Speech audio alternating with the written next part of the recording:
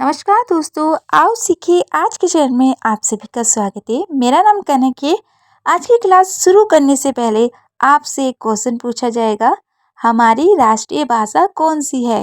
देखते हैं कितने ऐसे स्टूडेंट हैं जिन्हें अपनी राष्ट्रीय भाषा के बारे में पता है और कमेंट में जल्दी से बताइए। और जिनका कमेंट सबसे पहले और सबसे सही होगा उनका नाम हमारे यूट्यूब चैनल पे दिखाया जाएगा कल की वीडियो में, और साथ में उन्हें फ्री बुक भी मिलेगी। तो अगर आप चाहते हैं फ्री बुक लेना और अपना नाम यूट्यूब पे दिखाना, तो आप चलिए जान लेते हैं आज की क्लास में हम क्या सीखने वाले हैं। आज हम सीखेंगे कि आई ई को ई के लिए कब लिखा जाता है। जैसे कि आप जानते हैं ई को कई तरीके से लिखा जाता है, डबल ई, ए, आई। लेकिन यहाँ पर हम इन सब के बारे में बात नहीं कर रहे। आई ई को ई के लिए कब लिखें, मतलब ऐसा क्या रूल्स है जिससे हमें पता चल जाए कि यहाँ पर आई ई ही लिखना है, और ऐसा कौन सा रूल्स है जिससे हमें ये पता चल जाए कि वहाँ पर ई आई लिखना है ई के लिए। तो अगर आपके भी ये डाउट रहते हैं कि हमें पता नहीं चलता कि किसको कब लिखे, तो ये वीडियो बहुत खास है। ई आई को ए के लिए कब लिखना है? आपने देखा होगा कई बार ए आई लिखते हैं ए के लिए, कई बार ए वाई लिखते हैं, कई बार ए भी लिखते हैं, कई बार ई भी लिखते हैं। लेकिन ई आई कब लिखेंगे, ये फिक्स रूल्स आपको इस वीडियो में पता चलेंगे। साथ में वाई आई, आई ई आई, इन सबको आई कब लिखा जाता है, जैसे वाई आई के लिए कब लिखा जाता है, आई को आई के लिए कब लिखा जाता है, ई आई को आई के लिए कब लिखा जाता है, ई और आई ई को कब लिखा जाता है। एक एक चीज़ ऐसे बताऊंगी कि इस वीडियो देखने के बाद आप कहेंगे वाओ क्या रूल्स थे, हमें तो सब कुछ समझ में आ गया। और साथ में और भी रूल्स दिखेंगे जो आपके काफ़ी काम आएंगे। तो चलिए वीडियो शुरू करते हैं। सबसे पहले हम सीखेंगे कि आई ई और ई आई को ई की मात्रा के लिए कहाँ और कैसे लिखा जाता है। ये बहुत डाउट रहता है, लोगों को समझ में नहीं आता, तो पहले इसकी बात कर लेते हैं। तो मैं यहाँ पर आपको समझा देती हूँ, आप कॉपी में लिखिए। यहाँ पर हम जान लेते हैं। देखिए, कभी भी अगर आपको बड़ी की मात्रा लिखनी है तो सी को छोड़कर सभी जगह आप आई ई लिख सकते हैं। अब आप कहेंगे मैम ये कैसी बातें कर रही हैं, सभी जगह आई ई कैसे लिख लेंगे, वहाँ हमने तो कई बार ई की मात्रा के लिए आई देखा है, वाई देखा है, डबल ई देखा है, ई ए देखा है, तो हम इसको कैसे लिख सकते हैं, ये आपके डाउट होंगे। बिल्कुल सही डाउट है। चलिए मैं बता देती हूँ आप कैसे लिख सकते हैं। देखिए, अगर कभी भी आपको जल्दी से ई की आवाज़ आएगी तो आप आई लिखेंगे या वाई लिखेंगे। आई शुरू और बीच में और वाई लास्ट में। लेकिन अगर धीरे से ई की मात्रा होगी तो आपके पास दो ऑप्शन है, या तो आप डबल ई लिख सकते हैं या ई ए लिख सकते हैं। लेकिन डबल ई बहुत ही कम वर्ड मीनिंग में लिखा जाता है तो उसको छोड़ दीजिए, बचा ई ए। ई ए और आई ई को कैसे समझे, देखिए, अगर आप ब्रिटिश तरीके से इंग्लिश लिखते हैं तो आपको ई ए लिखना है ई की मात्रा के लिए। लेकिन अगर आप अमेरिकन तरीके से इंग्लिश लिखते हैं तो वहाँ पर आपको आई ई लिखना है, लेकिन सी को छोड़ के। अब आप कहेंगे हमने तो ज़्यादातर ई ए ही देखा है, क्योंकि हमारे इंडिया में, भारत में ब्रिटिश तरीके से ही इंग्लिश लिखी जाती है और पढ़ी जाती है। क्योंकि आप लोग जानते हैं कि 200 साल तक ब्रिटिश लोगों ने हमारे भारत पर कब्जा कर रखा था, और हमने जो भी इंग्लिश सीखी उन्हीं से सीखी थी। तो इसीलिए हम ब्रिटिश तरीके से इंग्लिश बोलते हैं, लिखते हैं, पढ़ते हैं। लेकिन अमेरिकन तरीके से भी आप लिख सकते हैं, आपकी मर्जी है। चलिए, पहला है बिलीव। बिलीव में आप देख रहे हैं आई ई है, क्योंकि ये अमेरिकन तरीके से हैं। आप इसे ब्रिटिश तरीके से लिख सकते हैं, लेकिन कुछ वर्ड मीनिंग ऐसे होते हैं जो कि हमारे दिमाग में बैठ चुके हैं, तो आप ऐसे ही लिखें। जैसे बिलीव में आप देख रहे हैं बी ई को बी पढ़ रहे हैं। हमेशा याद रखिएगा, कहीं पर भी बी ई होगा तो उसको वी ही पढ़े, वे ना पढ़े। क्योंकि ये कहीं पर भी अगर वी ई जुड़ेगा तो इसको वी ही पढ़ा जाएगा। तो इसे वी पढ़े और इसको ली, और वी ई को वी, मतलब बिलीव, सॉरी, तो वी ई को वा लिखा जाता है। कहीं पर भी अगर लास्ट में वा लिखना हो तो हमेशा वी ई लिखे, या फिर वी फॉर बॉल वाला भी लिख रहे हैं तो भी वी ई लिखे, यानी कि ई लिखना बहुत ज़रूरी है। याद रखिएगा, लिख लीजिए। ये तो हो गई बिलीव की बात। अब हम देख लेते हैं फील्ड। तो फील्ड में आप देख रहे हैं, पहली बात याद रखिएगा, जो आई ई है बड़ी ई की मात्रा है, इसको ध्यान से धीरे से ही बोलिए। फील्ड, फील्ड नहीं बोल सकते। और फील्ड बहुत सिंपल है, इसमें आप देख सकते हैं आई ई आया है। इसी तरीके से यील्ड, यील्ड में भी आई ई आया है, क्योंकि हमने बताया कि आप आई ई बड़ी मात्रा के लिए लिख सकते हैं। ग्रीफ हो गया, ग्रीफ में भी यहाँ पर क्या आया है, आई ई आया है। आप लोगों को डाउट होगा कि डबल एफ कब लिखते हैं और कई ऐसे लेटर होते हैं जो डबल हो जाते हैं, तो उसकी वीडियो कल आने वाली है, तो चैनल को सब्सक्राइब कर लीजिए ताकि आप वो वीडियो देख सकें, जिसमें A to Z जितने भी डबल लेटर लिखे जाते हैं वो सब सिखाए जाएंगे आपको रात 9 बजे। अब देखिए, आपको कभी भी मान लीजिए सी के बाद ई लिखना है तो आप आई ई नहीं लिखेंगे, आपको लिखना है ई आई। अब आप कहेंगे कि हमने तो आई भी देखा है लिखा हुआ। हाँ भाई, देखा होगा, सिटी में लिखा जाता है, लेकिन वो छोटी ई की मात्रा होती है। तो छोटी ई की मात्रा को छोड़ के अगर कभी भी बड़ी ई की मात्रा आ रही है तो आप सी के बाद ई आई लिखें। ये आप जैसे कुछ एग्जाम्पल जान लेते हैं, जैसे कंसीव। कंसीव पढ़ने से पहले याद रखिएगा, कहीं पर भी सी ओ एन होगा तो उसको कन पढ़ना है, कौन नहीं पढ़ना है। तो ये क्या होगा, कंसीव। वी का मैंने बताया ही है, आप इसमें भी देख सकते हैं वी ई लिखा है। और उसके बाद रिसीव, तो याद रखिएगा कभी भी आर ई आए तो उसको री पढ़ना है, रे ना पढ़े। तो अगर आप रे पढ़ते हैं तो वो गलत ही होगा, तो री हमेशा आर ई को शुरू में पढ़ा जाता है। मैं शुरू की बात कर रही हूँ, बीच की नहीं कर रही हूँ।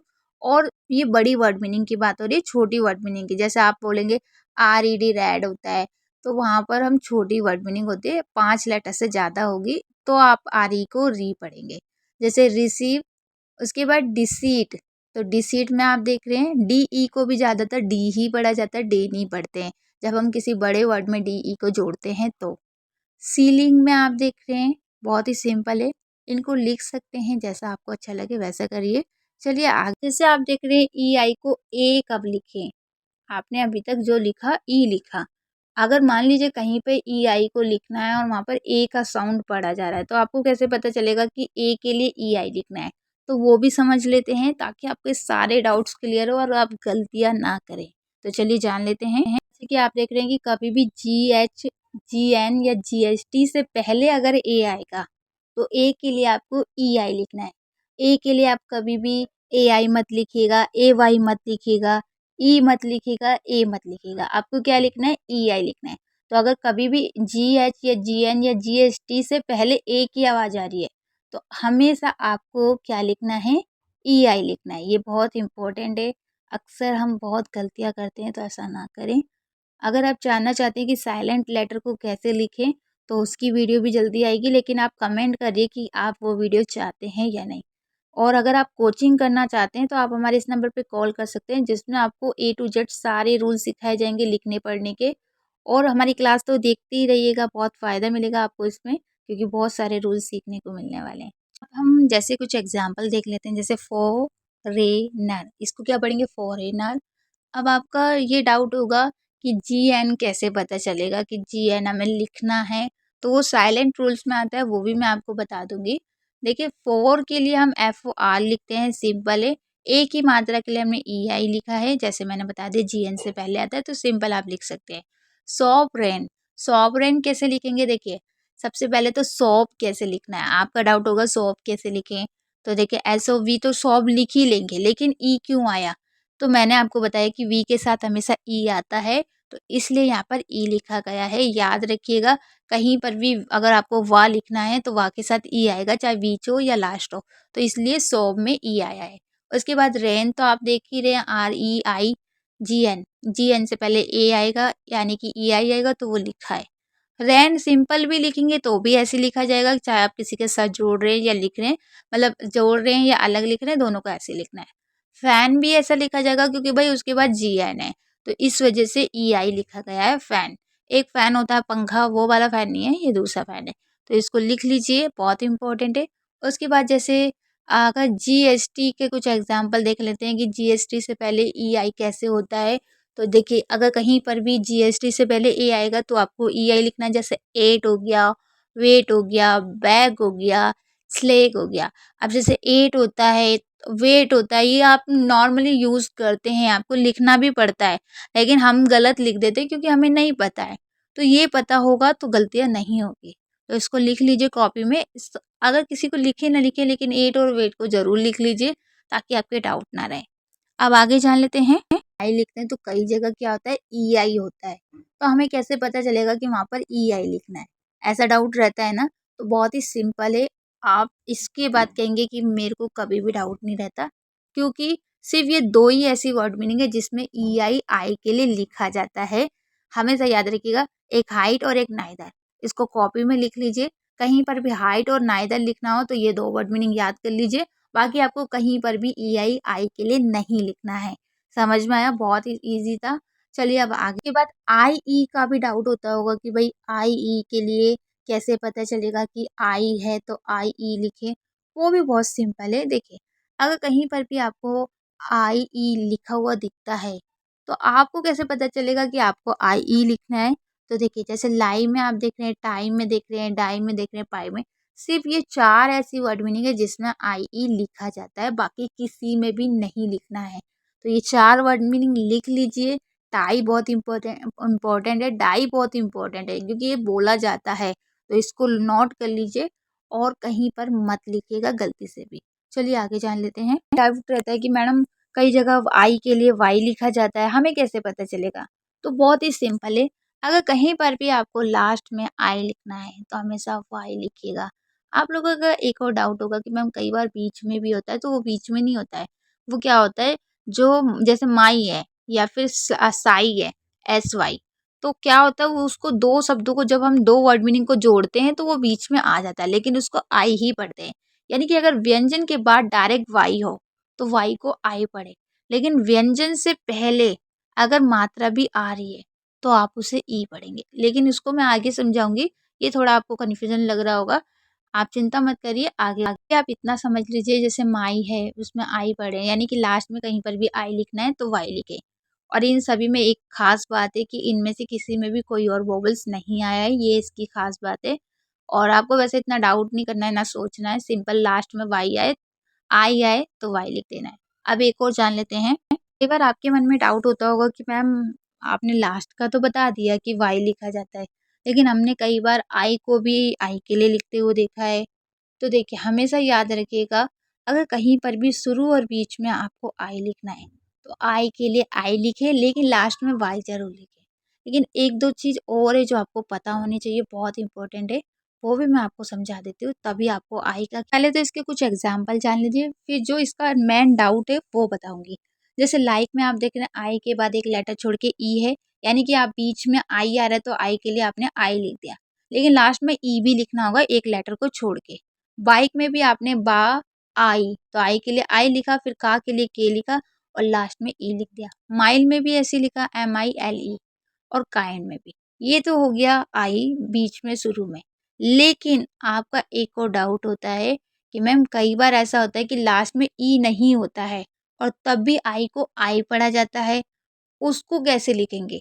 तो वो पहले जान लेते हैं, क्योंकि आपकी डाउट क्लियर होने चाहिए। तो वो अब जैसे मैंने आपको बताया आपके कुछ डाउट होते हैं, हमेशा याद रखिएगा कहीं पर भी अगर IND आता है या IGH आता है, ILD आता है या GN आता है, अगर इनमें से कोई सा भी आएगा तो आपको आई को आई लिखना है। जैसे मान लीजिए आपको आइंड लिखना है लास्ट में, तो आप क्या लिखेंगे? IND लिखेंगे। माइंड लिखना है, जैसे मान लीजिए आइल्ड, तो आइल्ड के लिए भी ILD लिखेंगे। और अगर कहीं पर भी GN है तो उससे पहले आई को आई पढ़ेंगे, और GHT है तो भी आई पढ़ेंगे। तो ये कुछ ऐसे हैं जहाँ पर आई पढ़ा जाता है, और लिखने को भी समझ सकते हैं कि आइंड के लिए IND जो ऊपर लिखा है ना, आपको उसको ऐसे लिखना है। अगर लास्ट में सिर्फ आई आइंड है तो IND लिखिए किसी भी स्पेलिंग में, आइल्ड है तो ILD लिखिए, और GN और GH का मैं साइलेंट में समझाऊंगी, उससे आपको ज़्यादा अच्छे से समझ में आएगा। इसमें समझा तो दूंगी लेकिन आप क्लियर नहीं हो पाएंगे, इसलिए जो साइलेंट लेटर की वीडियो कल आएगी उसमें मैं समझाऊंगी। तो चलिए आज के लिए इतना ही काफ़ी है। चैनल को सब्सक्राइब करिए कल की वीडियो के लिए, और अगर आपने फर्स्ट क्वेश्चन का आंसर नहीं दिया है तो दीजिए, और वीडियो को लाइक कर दीजिए, क्योंकि आपकी मदद के लिए ये वीडियो बनी है। तो आपकी मदद अच्छी हो, इससे बड़ी कोई बात नहीं है, बस आप एक लाइक कर दीजिए जिससे मुझे खुशी मिले कि मैंने आपकी मदद की। और वीडियो को शेयर कीजिएगा अगर आप किसी और की मदद करना चाहते हैं, इस वीडियो से उन्हें इंग्लिश सिखाना चाहते हैं तो। चलिए bye, good night, take care.